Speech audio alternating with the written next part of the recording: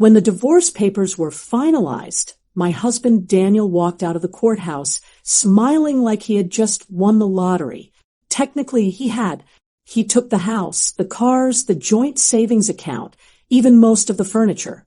My lawyer kept apologizing, saying the prenup I signed years ago tied our hands.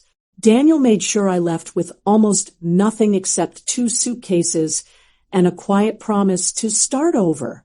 Everyone thought I was devastated. And honestly, part of me was.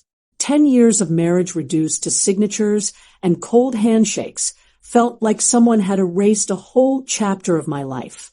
But Daniel didn't notice the one thing he was desperate to take, something he believed made him successful in the first place. As I packed my last box from the house, Daniel leaned against the doorway, arms crossed, watching me like I was a stranger trespassing in his territory. "You'll manage," he said casually. "You're resourceful." It sounded like an insult disguised as a compliment. I simply nodded and closed the box. The truth was, Daniel always believed he built his business empire alone. He loved telling people how he turned a small consulting firm into a multi-million-dollar company. What he never mentioned was that during the early years when he had no clients, I worked double shifts as a nurse to pay our bills.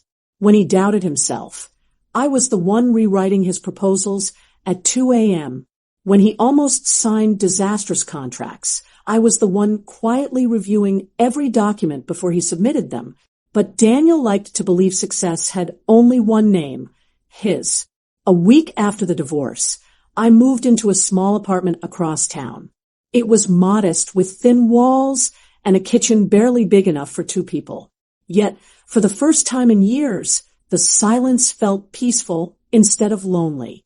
Then, 3 days later, my phone buzzed with a message from one of Daniel's senior managers. "Carla, I know this might be inappropriate," she wrote, "but are you okay?"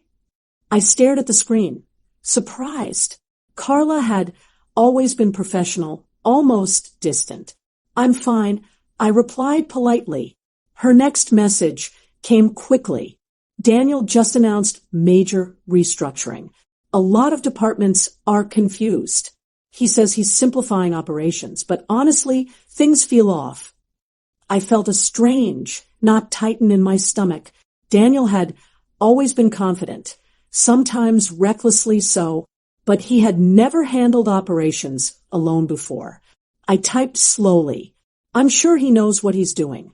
Carla didn't respond after that, but something about her message lingered in my mind. That evening, while unpacking, I found an old flash drive buried inside one of my notebooks. I froze when I recognized it. It contained years of financial forecasts, risk assessments, and internal strategy files, documents I had quietly maintained because Daniel hated dealing with details. I turned the flash drive over in my hand, memories flooding back. Every late night, every sacrificed weekend, every moment Daniel told people he handled everything himself. A small, ironic smile touched my lips, because Daniel hadn't just taken the house, the money, and the cars. He had taken full control of a company he never truly understood how to run alone.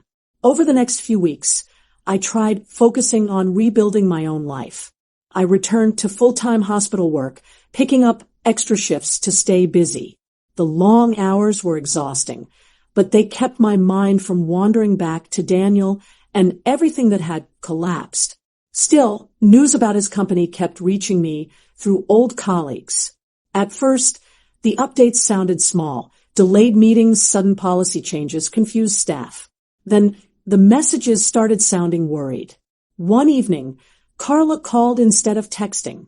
"I shouldn't be telling you this," she said nervously, but Daniel fired the entire financial review team. He said they were slowing progress. Now he's personally approving contracts.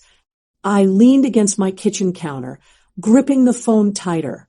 "That sounds risky," I said carefully. "That's not even the worst part," she continued. "He just signed a massive expansion deal overseas. No one here thinks the numbers make sense." After the call ended, I sat in silence, memories replaying in my mind. I remembered reviewing those same types of contracts before. Daniel always rushed into deals if they looked impressive on paper. My job had been to slow him down and point out hidden liabilities. But now, that safety net was gone. Days passed, and I forced myself not to get involved. It wasn't my company anymore. It wasn't my responsibility. Still, curiosity and concern fought constantly inside me. Then, about a month later, I received an unexpected email from Daniel himself. It was short and unusually formal. "We need to talk. It's about some old financial files. Call me." I stared at the message for a long time before deleting it. Whatever he needed, he had chosen this path himself. 2 days later, the news broke publicly. Daniel's company announced major losses connected to the overseas project. Investors began questioning leadership decisions. Stock partners started pulling out. My phone buzzed nonstop that evening. Former employees, mutual friends, even distant relatives were whispering the same thing. Daniel's empire was shaking. Late that night, there was a knock on my apartment door. When I opened it, Daniel stood there, looking nothing like the confident man who had left the courthouse weeks earlier. His suit was wrinkled, his eyes tired, and his posture carried a weight I had never seen before. "I know I shouldn't be here," he said quietly. I crossed my arms but didn't close the door. "I just need to ask something," he continued. "The forecasting models, the internal reports, where are they stored? The ones you used to handle?" I studied his face carefully. For the first time, he wasn't speaking with arrogance. He sounded lost. "I gave you everything in the divorce," he added quickly. "I assumed those files were company property." I walked to my small table and picked up the flash drive I had found weeks earlier. I held it up between my fingers. "These?" I asked calmly. Relief flashed across his face. "Yes, those." I paused, remembering the nights I built those models from scratch, teaching myself financial software after hospital shifts, all because Daniel refused to hire expensive consultants. "They're personal backups," I said slowly, "created on my time. My work." Daniel swallowed hard. "I need them," he admitted. "Without them, I can't trace where the projections went wrong. Investors are demanding answers." For a moment, neither of us spoke. The distance between us felt heavier than the years we had shared. "You took everything, Daniel," I said quietly. "The house, the money, the company. You said I'd manage because I was resourceful." He lowered his eyes, unable to respond. I placed the flash drive back onto the table. "And you were right," I continued softly. "I am resourceful." Daniel looked up, hope flickering again. "But resourceful doesn't mean forgetful," I added. The room fell silent, leaving him standing there, realizing that the one thing he truly needed was the one thing he had never valued when he still had it. Months later, I heard Daniel's company filed for restructuring. We crossed paths once in a hospital hallway. He looked older, quieter. "I misjudged you," he said. I nodded calmly. "You didn't misjudge me. You ignored me." I walked away, steady and unshaken.